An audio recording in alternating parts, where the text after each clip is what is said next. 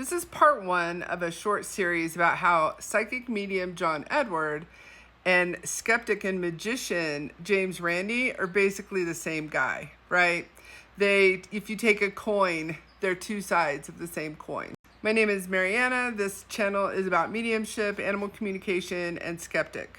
My name is Mariana, and I am a medium, an animal communicator, and a psychic. So if you don't believe in those things, you won't like this channel. But stick around. Give me some questions. I'll see if I can answer them. And for those of you coming up, I'm trying to show people the discernment within the niche, right? I'm not saying who's real. I'm not saying who isn't real, but I'm pointing out that there should be some skepticism, although not to the level of James Randi, but there should be some discernment, right? There should be some, feels like bullshit. All right, so I'm just going to read what I wrote. If you are an ardent believer in every medium you meet, you probably won't like my channel. And if you are a dyed-in-the-wool skeptic who doesn't believe in anything other than your personal science, you also won't like my channel. This is for the ones who are hell-bent on their own discernment. Basically the ones who want to teach themselves who to follow, who to believe, and immediately follow their intuition as to who's full of shit. Is everyone always going to be right just because they're using their intuition? No, that's literally not possible, or we would all be winning the lotto, wouldn't we? James Randi was a magician turned skeptic who found his fame through trashing anyone and everyone who ever claimed to be able to access a space that he didn't believe in. John Edward refers to himself as a psychic medium who found his fame through using mentalism tricks and calling it mediumship. James Randi and John Edward are really two sides of the same coin. They are men intent on fame and fortune and to hell with others. Period. But let's see how I got to this conclusion. As I've always said, nothing I'm saying is really shocking or even new. It's just being presented to you in a different manner at this moment. You can believe it, scoff at it, or block me, but it doesn't change the information. Let's do a quick bio on each person. Let's deal with John Edward first. So John Edward was born in 1969, and he grew up primarily Long Island, New York. Or I guess not primarily, he grew up there. He was raised in a working class family, and his father was a New York City police officer. Edward claims to have been skeptical until age 15 when a psychic told him he would become a famous medium. According to his Wikipedia page, Edward shared that at age 15, while he was a huge doubter, he was read by a New Jersey woman who told him he was meant to become a medium and a teacher. He recalls, "She told me things that there was no way she could have known, and the first part of the reading was that this was the path that I was supposed to be on and that I was supposed to be a teacher and help people, and I thought she was nuts." I mean, this quote is PR ready. Right? If you are into public relations, if you know anything about marketing, if you know anything about people who don't believe in mediums, this is the kind of stuff that they want to hear. It's also kind of secondhand mysterious, right? He effectively cast himself as the reluctant hero. So let's tackle a few things first. And again, I'm not the first to point any of this out. His dad was a cop. So Edward would have heard his dad and his dad's friends, and as well as discussions with his mom about con artists and how they got away with stuff. Like really nitty-gritty details. This is stuff that would have been talked about in his household. We have to also keep in mind here that he grew up surrounded by money, but his dad was a cop. He didn't have the money, and that's often a tough way to grow up, is seeing what you don't have, but maybe you want.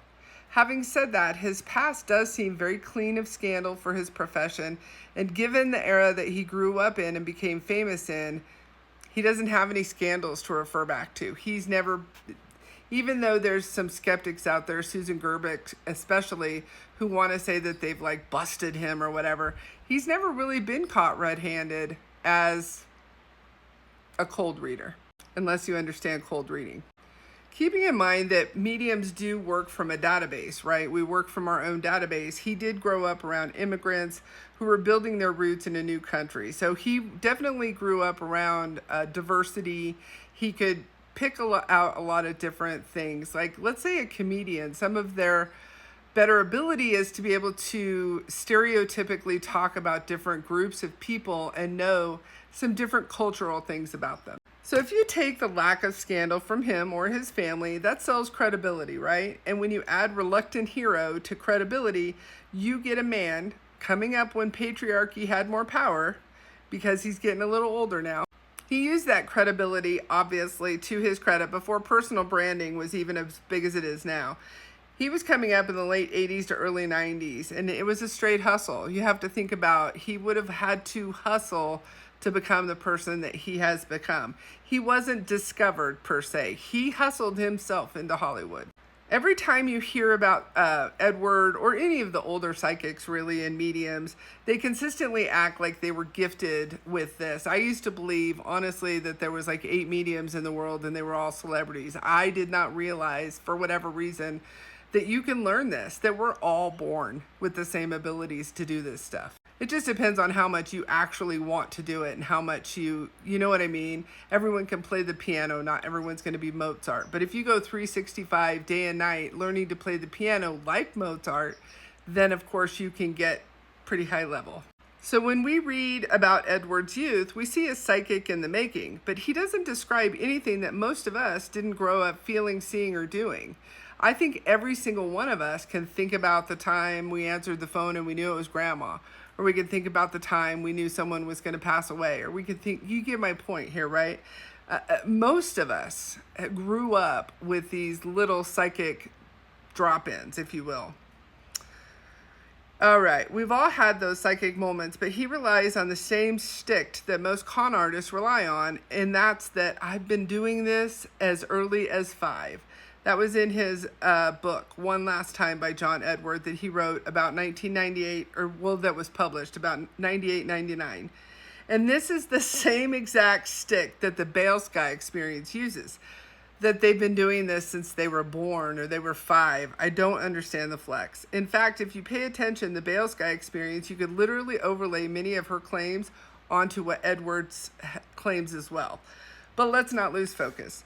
So John Edward has said in interviews that growing up, his mom his mom brought psychics around. His mother was into readings, energy, intuition, all that. And by the time he was 15, he had been around it long enough to be skeptical until he wasn't.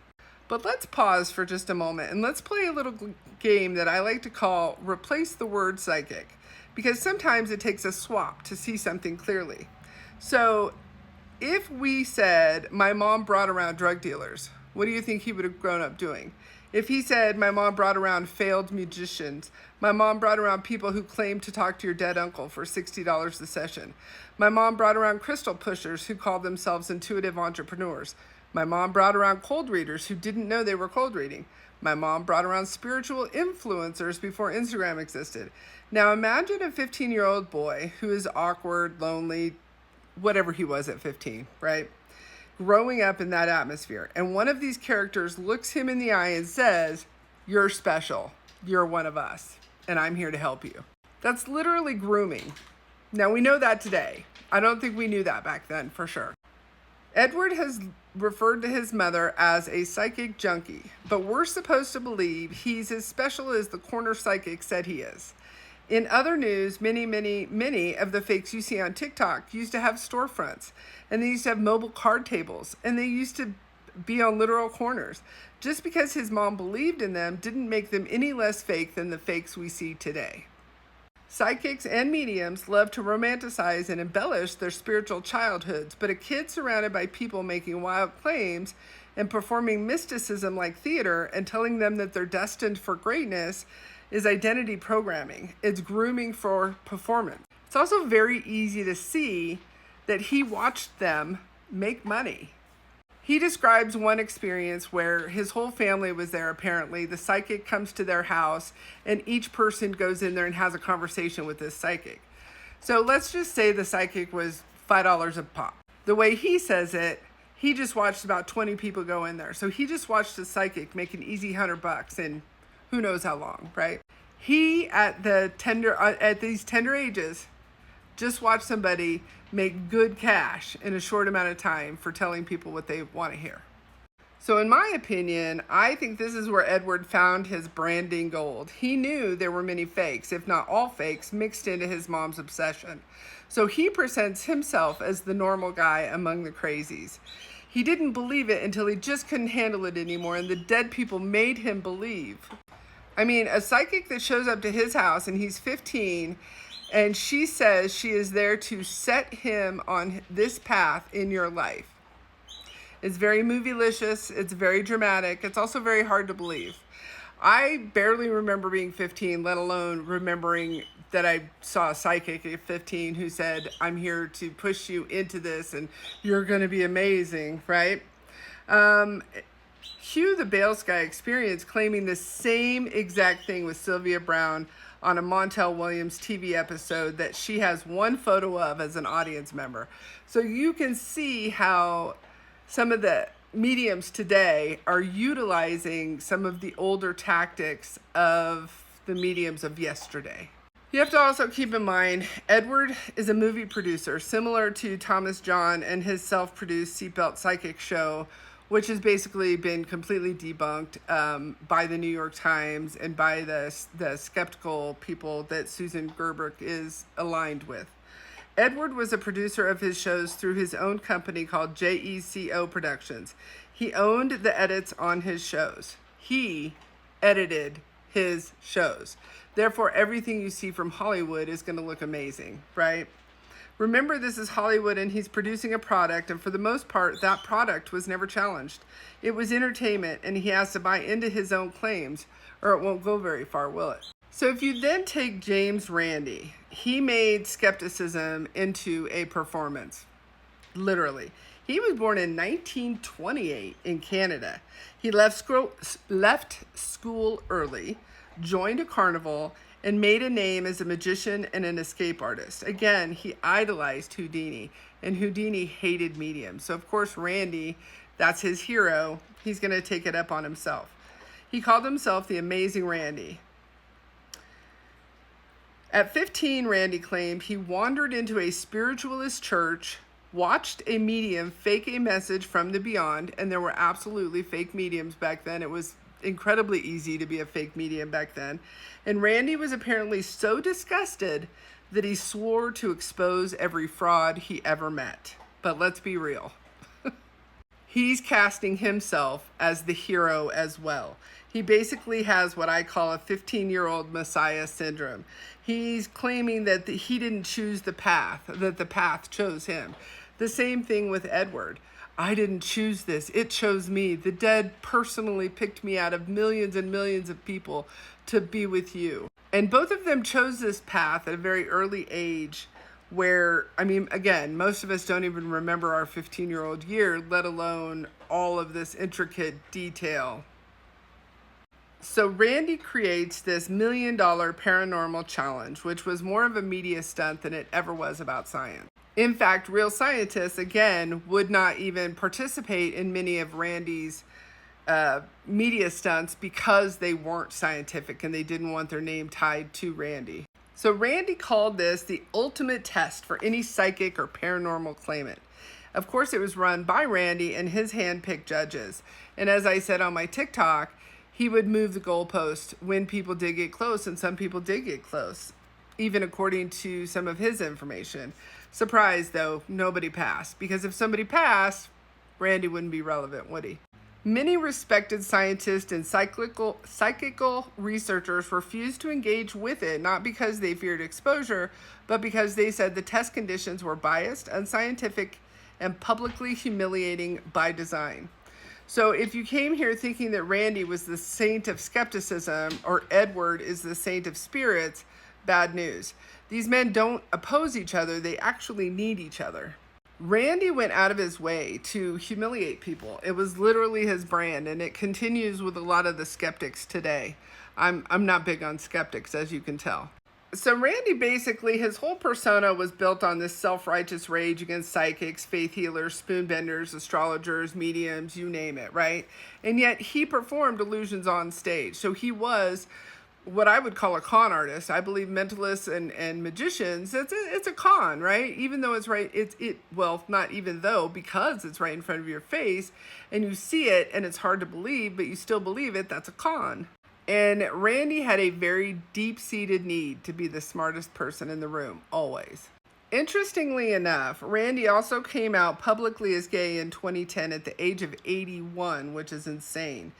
So I say this with kindness because you really didn't have a choice in different time eras but to hide who you were because of the backlash that you would get. But you have to keep in mind that if you are that good at hiding something like that for that long, he came out when he was 81, you're not immune to being a liar. I mean, for lack of a better term. He had been in a relationship with Jose Alvarez since 1986. And that wasn't even Jose Alvarez's real name either. They legally married in 2013. Alvarez had been living under a false identity for decades, and that's something that Randi knew about. So the irony there is that the world's most famous skeptic was married to a man with a stolen identity. That alone, let's say false identity. Gotta be careful what you say. That alone deserves its own full podcast episode. So when you take this information into account, these men, both men, they're just performers. And if you've watched, and I'm going to do a critique or a review of John Edward, if you will, he insists that you take information. Like, he puts the onus on the sitter, the person getting the information.